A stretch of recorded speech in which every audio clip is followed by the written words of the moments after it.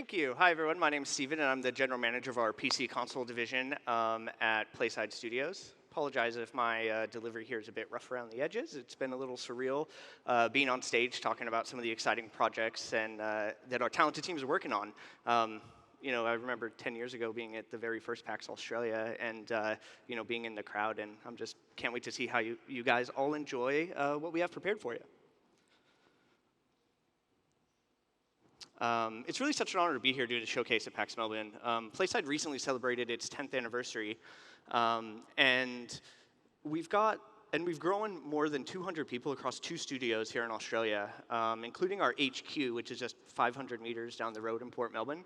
And yeah, I know I'm American, but please don't hold that against me. I promise I do have a vague understanding of what a meter might be.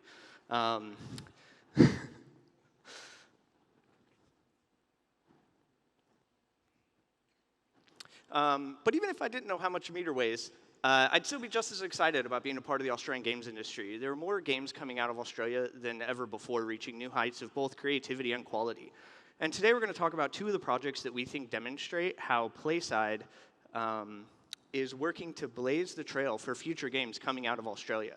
We have some of the best gaming talent in the world at Playside, and I really can't wait for you guys to see what we've been working on and some glimpses into the future. What we're showcasing today is only a small fraction of the work that our talented team members are pouring their passion and creativity to every day. And we're going to be starting with one of our projects, but definitely stick around. We have both Fresh and Lazarbeam here to talk about one of our new projects, World Boss. We're going to try to get a decent interview out of them if we can. And without any further rambling from me, let's peel back the veil to find out what the Age of Darkness team has to show for us today. Thank you.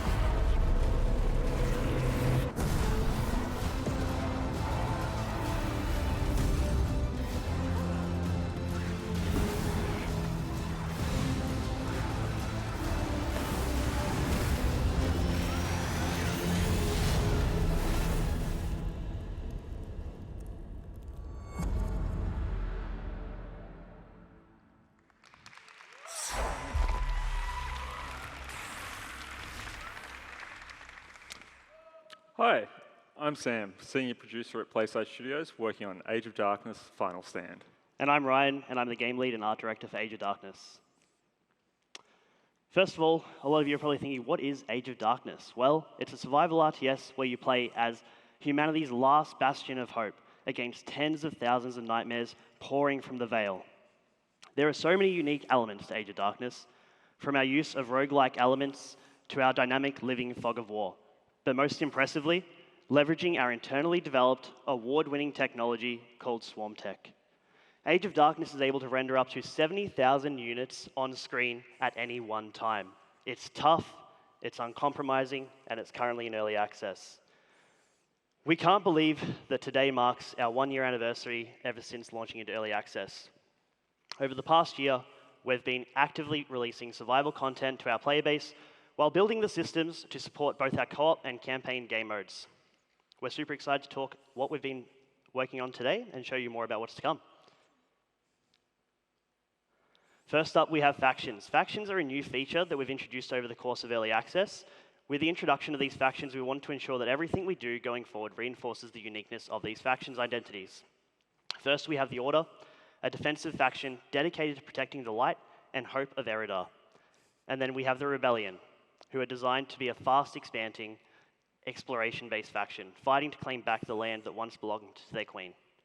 And finally, we have the Volatists, who are aggressive and believe strength in numbers, seeing the opportunity of the nightmare threat to feed their lust for power. Units, buildings, and heroes all play a part in unifying the identity for each of these factions. Today we'll be introducing a couple of the new units we've been working on for these factions, and first off we have the Lightbearer. bearing the light of hope that the Order fights to protect. This will be our first support-based unit unique to the Order. As Ryan mentioned, the Lightbearer is our first support-based unit that we're bringing to the Age of Darkness roster. Wielding a flaming staff, she's capable of casting a healing aura on players' units to keep them fighting fit and healthy. Utilizing her ability, Light's Embrace skill, she's able to cast a heal over time effect for a set number of units.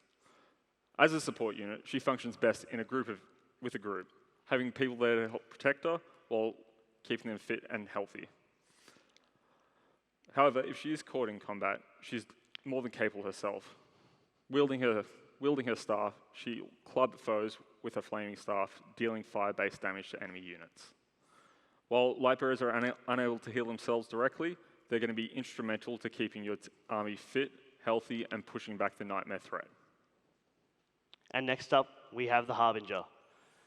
The Harbinger is the epitome of the Veil experiments from the power-seeking faction, as they try to mimic the power of their Herald of Darkness. The Harbinger is a mid-range unit unique to Volatus. With their Dark Prophecy skill, they're able to immediately horrify the surrounding area with a large AoE effect. While Horrify as a status is typically something the players would want to avoid, this only benefits the Volatus. All Volatus horrified by the Dark Prophecy skill will gain increased movement speed, attack damage, to really chew through enemy nightmares. Like all range units, you can garrison the Harbinger in attack towers, giving them increased range and having them better protected from the nightmare threat. However, this does come at the cost. You're unable to use your Dark Prophecy skill during this time. Pay attention to this unit in particular, as you may just find yourself up against several of them during campaign. And finally, for the Rebellion, we have our Rogue. The Rogue is the perfect unit to help the Rebellion scout the lands of Eridar as they fight to claim back their war-torn land. The Rogue is a fast-moving unit capable of dealing high damage to armoured enemies. However, it is rather squishy, so prolonged fights may prove difficult for it. It offers the Rebellion a means of deep exploration throughout the world map, allowing them to scout out resource veins, points of interest, and elite enemies. It achieves this through its use of its innate stealth ability. Once activated, the Rogue can move through the world unseen and untargeted by enemy units. Players can choose to deactivate stealth by striking an enemy at an opportune moment or having that stealth timer run out. Lastly, in addition to all of this, all enemy units killed by the Rogue will net the player a small gold bonus, with careful management proving incredibly profitable to the Rebellion's war effort. And next we have our keeps. Our keeps are the pillar on which each faction stands. They are the first thing you'll see as a player when you jump into the game and your last line of defense. We're currently working on a visual update for these keeps that will be unique to each faction. We want to ensure you feel a sense of pride and identity for your chosen faction the second you boot into the game. As you play through the game, your keep will need to be upgraded. Those upgrades will be reflective of the materials you have at your disposal, as well as help with based on the size of your settlement. Behind me, you can see what this will look like for the Order. And next, we have the Volatists. For the Volatists, we've taken an approach that is a reflection of their obsession with the Veil. Who knows the horrors of what's happening in that tent? In addition to the updated keep visuals, we're exploring ways in which we can further bolster faction identity through unique functionality with late game keeps, to really encourage the player to invest in their faction early on to see that long-term success. Now let's take a look at our heroes.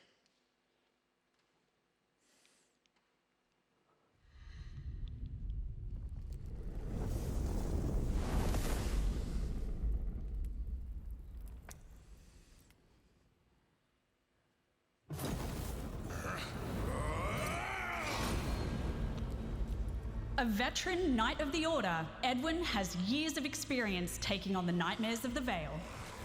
While his strong moral code often puts him at odds with the Order, none can deny his explosive combat abilities and inspiring leadership on the battlefield.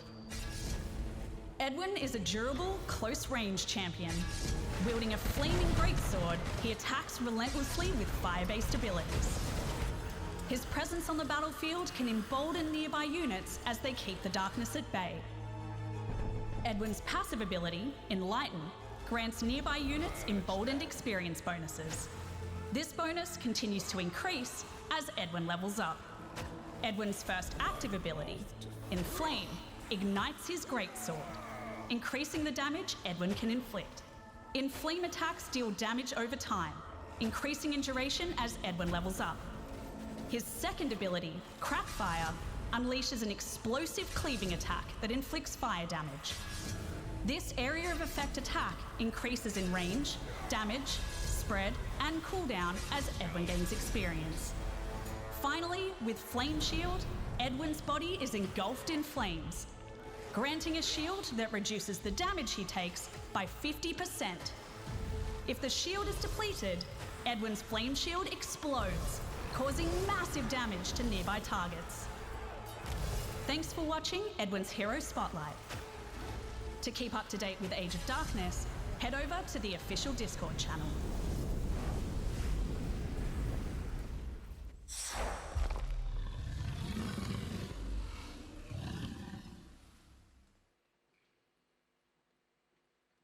Next, we have our heroes, the champions of each faction, influential in commanding armies and providing an array of abilities at your disposal. The heroes are fundamental to defining faction identity and the unique playstyle of Age of Darkness. Edwin was our first hero, and since his release, we've learnt a thing or two about what we believe is a special sauce to building our heroes. What you just saw was a showcase of the changes that we've made since we've released him in early access, and we're looking forward to making more of these types of trailers for all the other heroes we have in the game. This is Edwin Everard, hero, Knight of the Order, and all-round badass. This amazing cosplay was crafted by Tim from Piltover City Customs. You can find him wandering around this weekend, so make sure to go grab a snap and tag us. He'll be on the AMD booth every day. Thanks, Tim.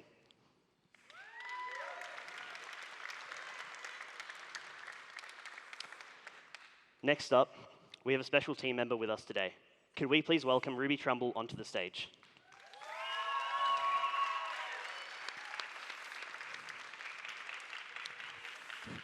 Ruby played an influential role in the conceptual design of our heroes and will be joining us to talk about those heroes today. Yeah, hi everyone, I'm Ruby and I'm a concept artist at Playside, and I'll just be here talking about some of the visual design decisions involved in the heroes for Age of Darkness.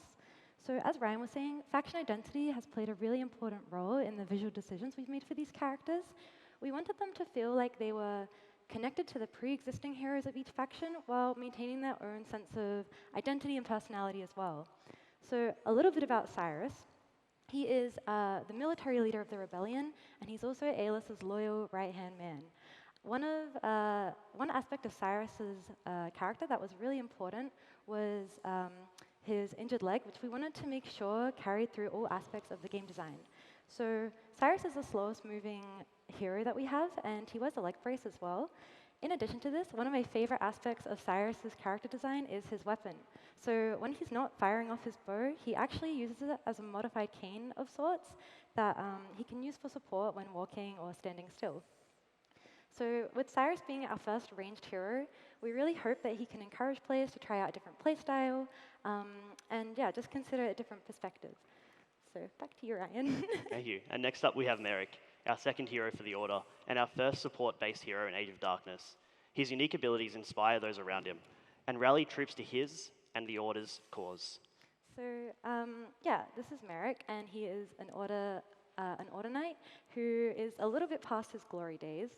Merrick is a very heavy-hitting and powerful character, so we really wanted to convey that through his silhouette and build, and he towers above all the other heroes. In addition to this, props were also quite important for Merrick's character design. He is a very heavy drinker, and so he always has a wine sack attached to him, which actually ties into one of his special abilities, Drinks on Me, which allows him to regain some health any time that he takes a swig of wine. Unlike Edwin, who just wears the traditional silver and blue of the Order, Merrick is a lot more flashy, and he likes to accessorize with gold as well. And this kind of speaks to the fact that he's overcompensating a little bit for a personality that isn't the greatest. So though he likes to pretend, he doesn't really embody the true values of the Order, at least at the beginning of his journey. So these are the two heroes that we'll be unveiling for Age of Darkness, and the whole team has worked so hard on bringing these characters to life and getting them in game, and I'm really, really excited for everyone to be able to play them. So Thank you.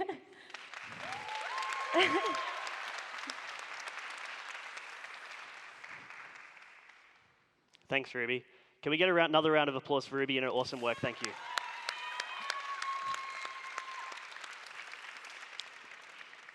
Something we've been working on for a little while now is the campaign, and we have some exciting updates to share today. Our story follows that of our heroes, and their humble beginnings, and how they've got to where they are today.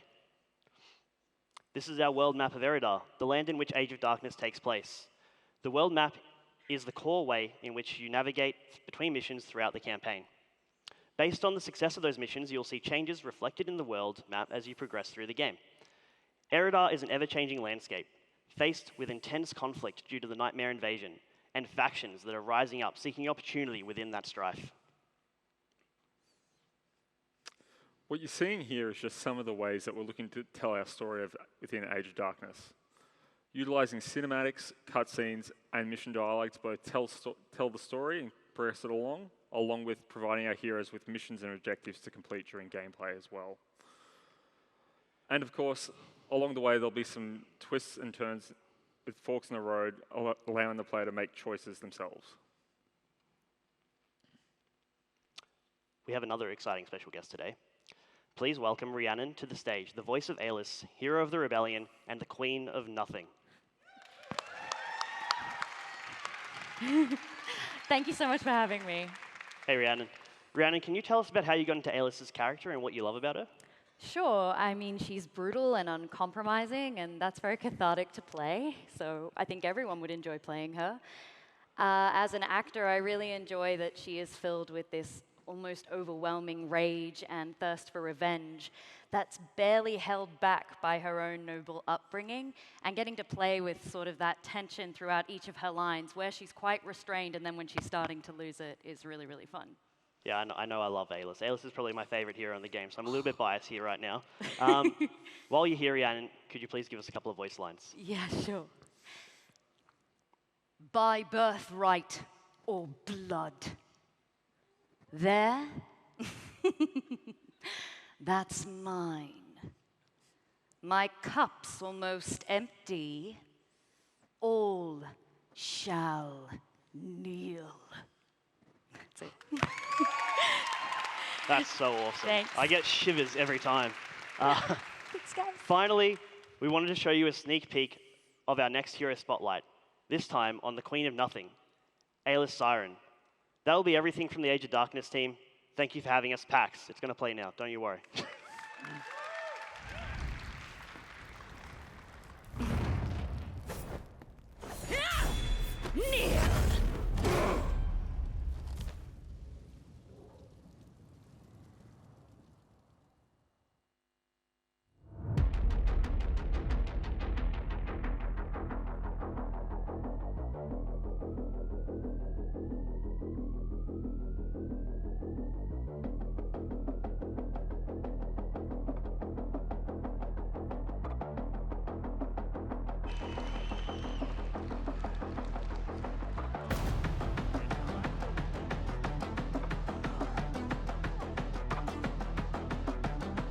You ever been World Boss before?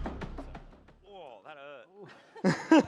Genuinely, that was awful. Very bright. No, it is. Thank you very much to the Age of Darkness team. They absolutely killed it. But now we're going to take over with some World Boss.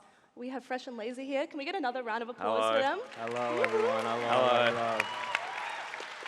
I'm Lauren. We have Stephen here again with us, and we have Bobby here, who is another senior producer at Playside. I think we start off with the given question: what is World Boss? Boys? It's the greatest game ever made. I'm not biased whatsoever. Not at all. Well, I can give you guys the honest truth. About a year ago, Landon came up to me and he's like, I want to be able to play games and cheat without getting banned. That was it.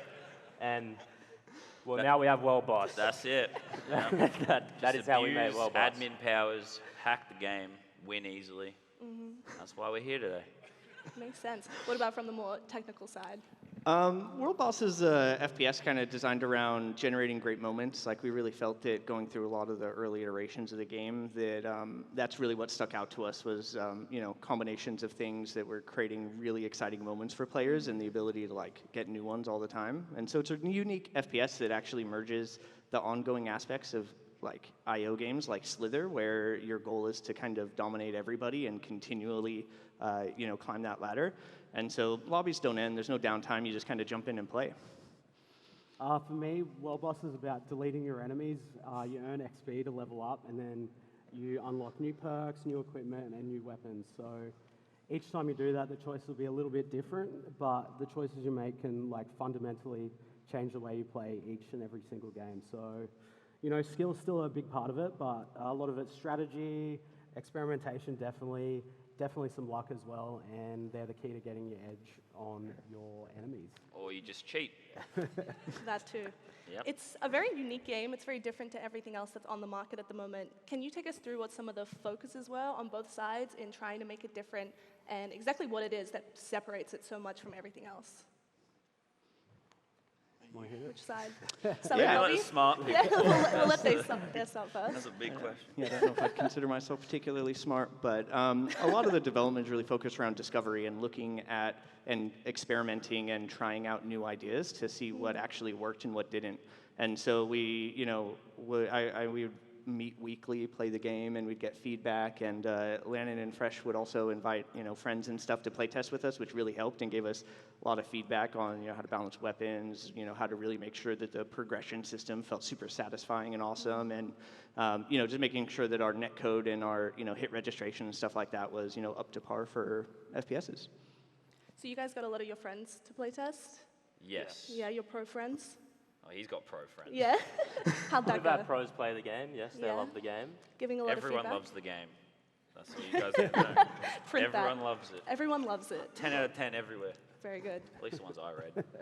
Yeah, just don't look at the other ones. Bobby, anything to add? I guess as you can imagine, there's plenty of ideas floating around. Like Steven said, lots of prototyping. We wanted to make the most of that, especially with these guys. So, we've put countless hours into playtesting, and that was the way where I think we knew what was the best thing for this game at any moment in time. So, where we've got to, I think we've got a game that we all absolutely love to play, and we really hope everyone else loves playing it as well. So the mode that we're going to show you guys in open beta and early access is really about climbing the leaderboard, becoming the world boss, and then trying to hang on to one of these things. So. Can you tell us more about that game mode? What is it to become the world boss? So the mode at the moment it's basically quick play. So one of the things we wanted to do the most was, make getting into a game really quick and easy. So, boot up the app, just jump in, spawn into the map, and you start shooting. So the interesting thing about it for me is like the session structure is very different to what you'd see in like a traditional FPS. So like you don't have that distinct start of a round, end of a round. But I think what's really cool is like you can essentially jump in and play for as long as you want. So grind that leaderboard for hours if you're really that keen. But the other cool part of it as well is like it's not a huge punishment if you need to drop out. So mum wants you to come for dinner. All good. Yeah, if you're bored, which I am often bored, it's a perfect game to just grind, entertain yourself. Yeah. Log off whenever you want. Yeah. I mean, we've made sure to have a big focus on no matter what skill level you are, you can still What's play that the game. You can still have fun. There's a Why'd you look strategy at for me? everyone. At least I upload occasionally. What are you doing? Oh, we don't need to talk How about that. how do we know if you're good at games if you're not showing anyone? That's a I'm fair playing point. World Boss, all right? You'll see that. You'll see that. It's coming. So then where are you at with development? I know we just had the closed beta. Is there an open beta soon? I mean, maybe if you stick around, you'll find out. Maybe. I mean, we just completed a couple of rounds of closed beta where we learned a lot of valuable things. A combination of like making sure that things were working the way we wanted them to, that we can test how many players we can support, and that we can scale that appropriately. But really what came out of it was just a lot of positivity around how much people enjoyed the game, and understanding the little bits of it that we haven't quite nailed yet, so we can make that better. And a core part of our strategy at Playside is we really want to bring players as close to the development of the game as possible. We really think that getting feedback from players early and often is really the best way to make a game, and this is really the beginning of the game, and definitely not the end. Yeah, I mean, like as devs, naturally we basically want to get as much content in there, as many features as we can before it goes live, but it's becoming pretty obvious that we can't really keep it to ourselves now, so we're going to keep doing all that new stuff in early access instead. So the team, I promise you, are working extremely hard all the time to improve the game. Lots of polish, lots of tuning, lots of bug fixing going on at the moment, so a lot of refinement of all those ideas that we have to come in the future. So we're really looking forward to see what the feedback is and how you guys can help us make that too. So That's a really good answer. Very informative. That's why they're the smart side. Yeah. Well, pulling over to the non-smart side, what is it about this game, do you think, that will appeal to your audience specifically? I imagine we probably have some of your fans here right now. That's a good question. Thank you. It's really fun. Yeah? Your fans like having No, I fun? mean, I think like we obviously have made a lot of content, done a lot of videos. We've played around with like every fun feature in like every game ever. So I think like we're just going to bring a lot of that energy to it. Like a game that doesn't take itself too seriously, can embrace the memes, as we like to call them, and sort of just like have a lot of fun with itself, I guess. And that sort of mentality, that sort of energy, definitely. Yeah. Fresh, anything to add?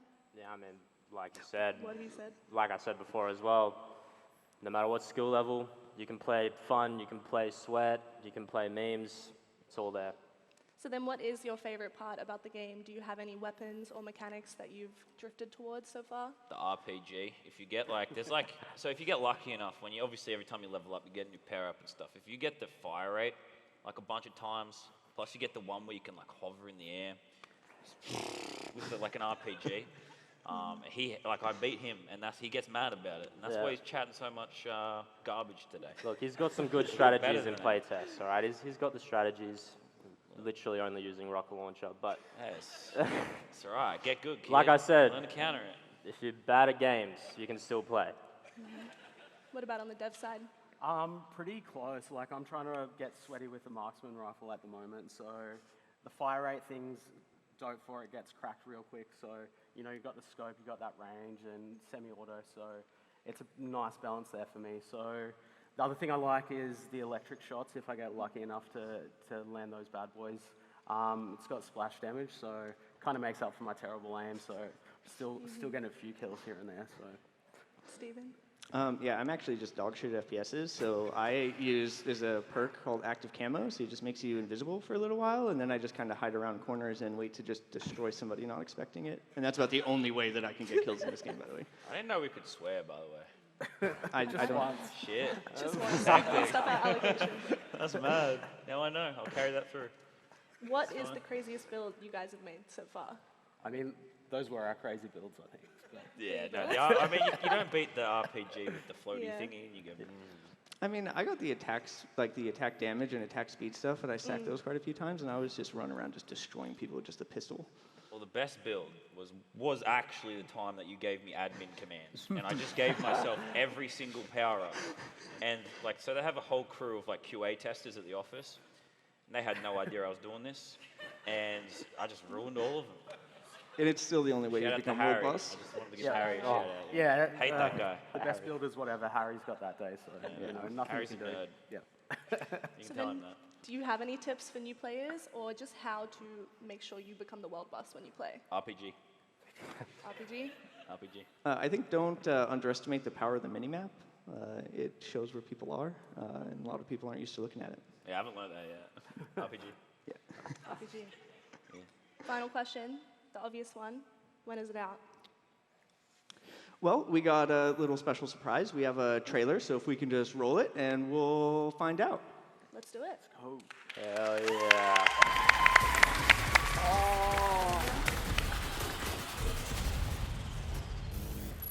Ooh. That was Read not- that? That was quick.